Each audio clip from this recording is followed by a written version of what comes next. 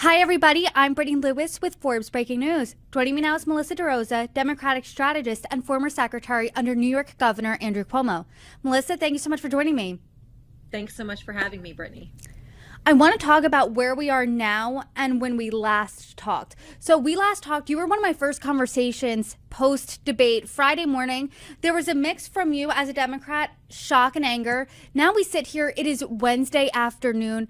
How have your feelings changed, developed? What are you thinking?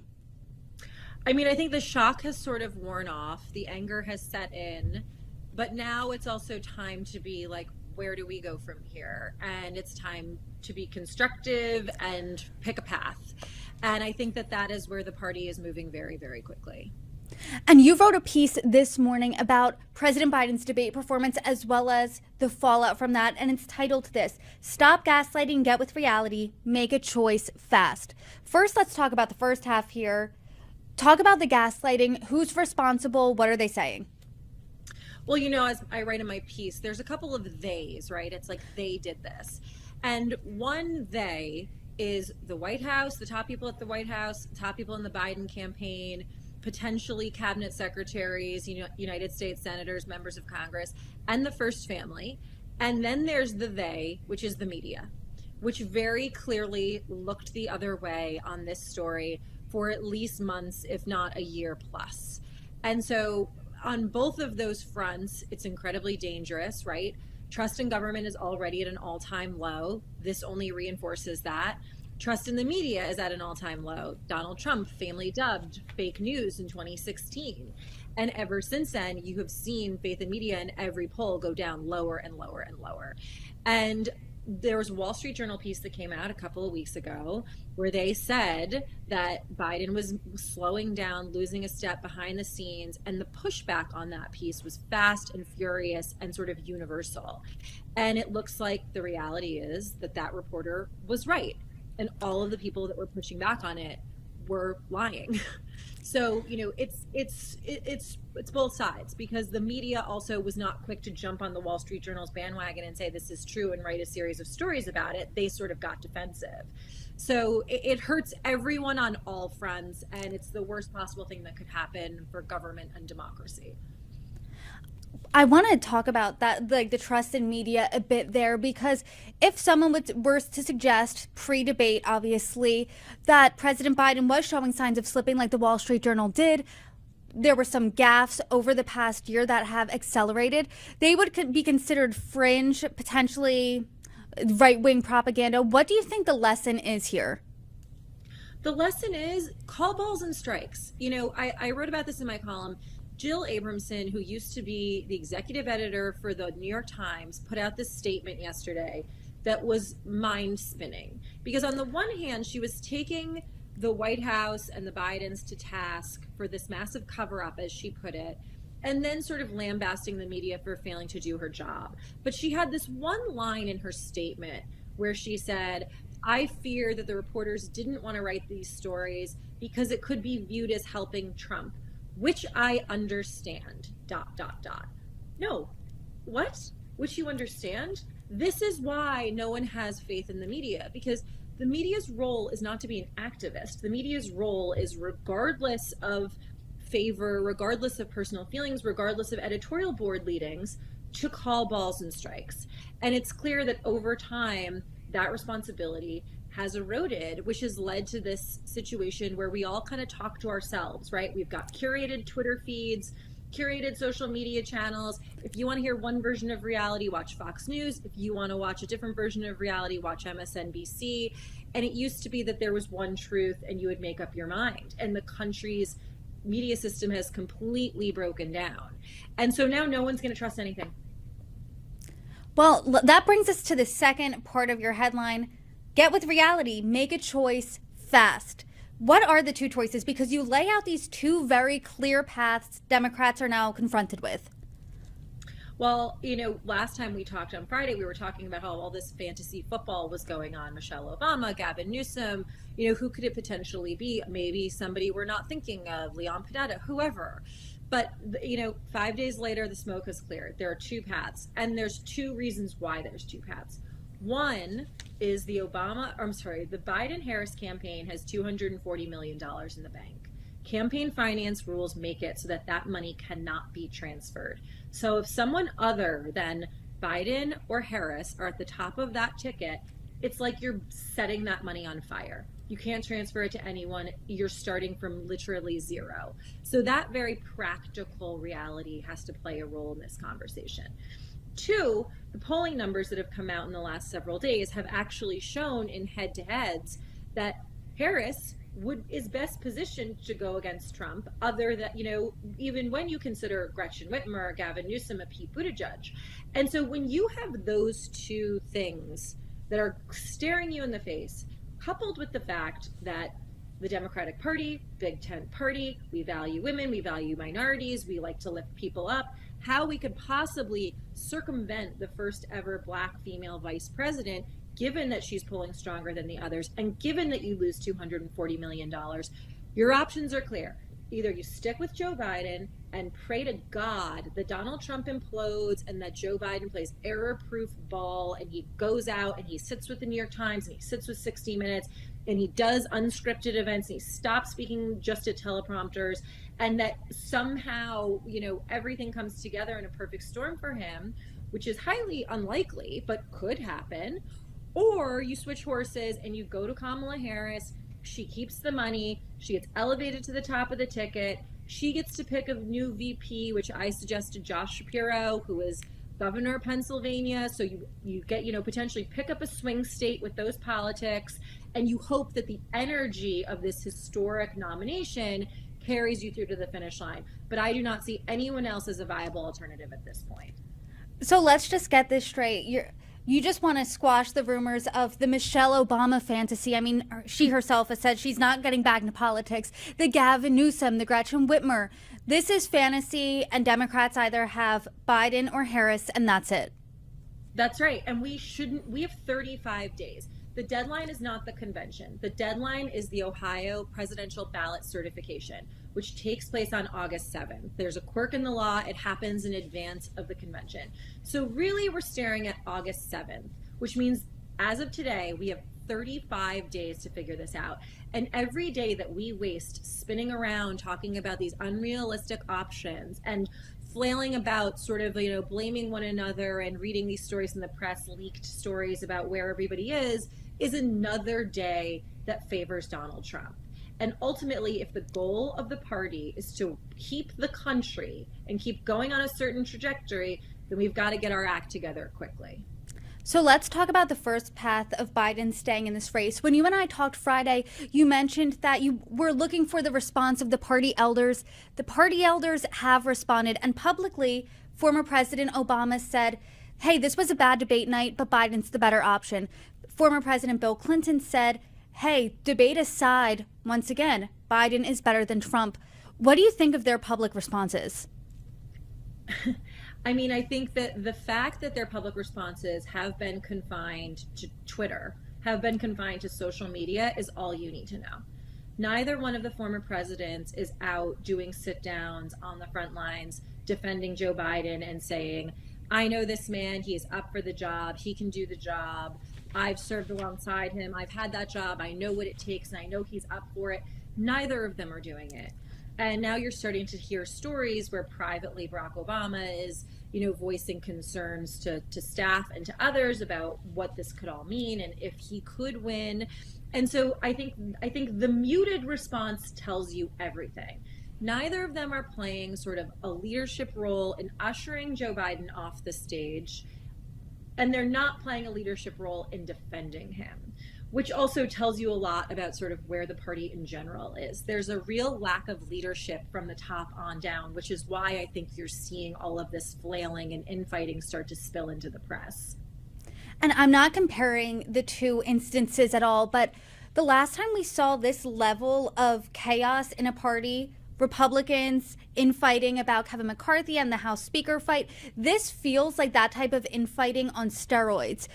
Politico reported the dam is starting to break with Democrats. There was a Democratic congressman who asked Biden to step aside publicly yesterday. A few Democrats have said that They think that Trump's going to win ahead of Biden. One even said, and I'm okay with that. What do you think about the Democratic lawmakers' response so far?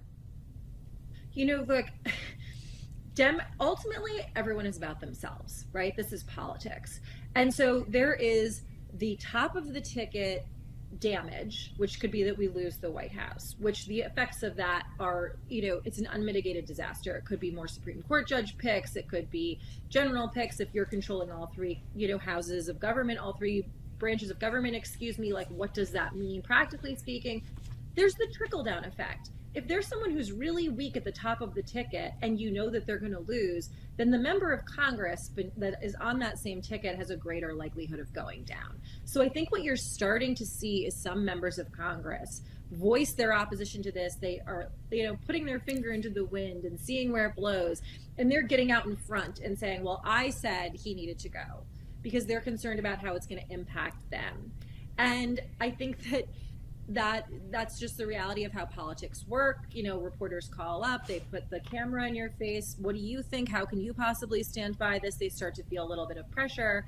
And then, as Ernest Hemingway famously said, how do these things happen? Gradually, and then all at once.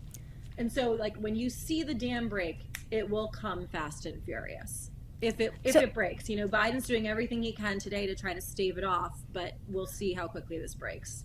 So let's talk about President Biden and his response. Friday, he indicated, I'm staying in this race. He had a few speeches. Today, the New York Times reported that he told a close ally he's reportedly weighing whether he should stay in the race. The White House pushed back and said that is not the case. He has a George Stephanopoulos interview this weekend. Part of it's coming out Friday, the rest on Sunday. What do you think is going on in his head? Do you think he's planning to stay in? He's fighting for his life. He's fighting for his political life right now. And I think he's doing what his advisors are telling him he should be doing in order to assuage, voters' concerns and party members' concerns and show everyone he can do this. I think that they're doing it wrong. I think that going out immediately and putting him up with only teleprompters, gives people something to say. Oh yeah, he's fine on a teleprompter, but like, what about when he's not on a teleprompter? I think being in these very scripted settings is problematic and not doing enough to assuage voters' concerns. And sitting down with George Stephanopoulos, who I personally have a tremendous amount of respect for as a journalist and as a former public servant, I'm not the right choice. Because number one, it's a pre-taped interview, which is going to allow those who want to spin conspiracy theories about what was left on the cutting room floor to spin those conspiracy theories. And two, he's a former top aide to President Clinton. And so he's someone that I think the right and the middle could be convinced is not, the most unbiased person to be doing this particular important interview. And so I think, just to answer your first question, Joe Biden is fighting for his political life. He's got a meeting with the governors, Democratic governors today to try to keep them on the reservation. He's working the phones with congressional leadership, and he is doing everything he can to stay exactly where he is. And the question is, will it be enough? And do you think it will be enough? On this trajectory, no. I don't think it will be enough. If something happens, if they start doing things a little bit differently, maybe I'm wrong. Maybe he can be very convincing publicly. Maybe he has enough goodwill garnered where he can get people to hold off. But I think if you see a couple more polls coming out, if the New York Times Siena drops later today, for example, or tomorrow, and shows, their last poll, Trump was up 3. If it shows that Trump is up 5, Trump is up 6, Trump is up 7, I think you're going to see the house of cards come falling down. This is going to be a numbers game. So now let's talk about option number 2. Kamala Harris becomes the nominee. Do you think that's the better option? Would that excite more voters who feel disenfranchised right now, who say, hey, this isn't the person I voted for in the primary, meaning Joe Biden? Look, these are 2 bad options. This is, picking between 2 bad options. I don't know that one is favored over the other. I think that we're in uncharted territory on both. Kamala Harris is someone who historically has been very unpopular. At the same time, she would be a history-making candidate. She is incredibly articulate. She is incredibly forceful. I could see a situation where she were to debate Donald Trump and where she, wipes the floor with him. I think she can be very strong and good. We've seen that from her in past debate performances. I think she would have a lot of energy to run around the country. But for whatever reason, historically, she has polled incredibly poorly. And so I think you will see a boomlet immediately if she were to take the reins, where there would be a burst of energy. I think you would see a round of press from the mainstream media that would be positive towards Kamala Harris. And then I think, it's not going to be about the first week, the second week. It'll be the 6, 8, 12 weeks that follow, what comes from there. And it's just unknown. And so it's neither of these two choices are great options, but we got to pick one, unify, and go. I am thinking, or a lot of reporting that has come out has said that the writing has been on the wall for President Biden for a while. A lot of top aides, advisors shielded him from lower levels of the White House, the press, lawmakers. Wouldn't it have been a better option last year if these top aides realized that, to have President Biden come out and say, hey, I'm going to pass the torch to the younger generation, like Nancy Pelosi did with Hakeem Jeffries, and then you wouldn't have to have Kamala Harris because Democrats aren't thrilled about her according to polls, and B, Democrats could have been excited about someone who's not a 2020 rematch. Do you think that that was a missed opportunity by Democrats? Yes, unquestionably. I think that Joe Biden, being 81 years old, should have last year, a year ago, said, I did what I said I was going to do. I won the country back. We took the country back from Donald Trump, who was, a problem of epic proportions for all of these different reasons. I stabilized things post-COVID. I came and did what I said I would do. And now it's time to pass the torch. It could have been an open primary. You could have had Gavin Newsom and Gretchen Whitmer and Josh Shapiro and Wes Moore and Kamala Harris and all of these people go in. Then the Democratic electorate would have been able to vet them, air their potential baggage, see what attacks stick and don't stick. A lot of times people are good on paper, but then you actually see them on stage or on the national field and they fall apart. There's a reason you need a robust primary process. And then the cream would have risen to the top. We would have gotten the person that the party truly wanted to get behind, and you would have had this burst of energy going into the Donald Trump election. And I think that we would be sitting here today +4, +5, +6. I don't think we would be anywhere close to where we are right now. So obviously that didn't happen. That's not the case. Now we're presented with these two options, as you're saying. How do Democrats get voters excited and regain that trust? It's going to have to be that, if it's Joe Biden, he's going to have to barnstorm. He's going to have to keep up a rigorous schedule. He is going to need to be out there doing unscripted things, doing unscripted interviews, sometimes unfriendly audiences, and prove to people that he is up for this job. And the Democratic Party is going to have to decide if it's him, we're all going to shut up and fall in line, which is something Democrats are not very good at. If it's Kamala, we've got to hope and pray that the historic nature of her candidacy excites young voters, excites, the African-American base, excites females, and that it gets enough people to drive out that we're able to overcome what already is an enthusiasm gap between us and Republicans. And she's got to be out there appealing to the middle. So look, on the one hand, she comes with all the Biden baggage, right? Because they can say Bidenomics caused inflation, and that's your inflation, Kamala Harris. The Middle East is falling apart and you didn't do anything about it. Immigration, that's you. And so she's still going to have to answer for Joe Biden's record and, get more nimble and go on offense and articulate a vision. But there will be this feel to that campaign that it's history making, that it's exciting, and hopefully that would be enough to propel forward and sort of give us the reset we need. But again, neither are great options, and both are far from a sure thing. Well, as Democrats pick... How is the play, Mrs. Lincoln? Well, when Democrats make the decision, which it feels like, or it seems like there's going to be a holiday weekend here, then the George Stephanopoulos interview, and as the dust settles here, a decision's made, Democrats choose a path. I hope you come back on and we can break it down further. Melissa DeRosa, thank you so much. I would love to. Thanks for having me, Brittany.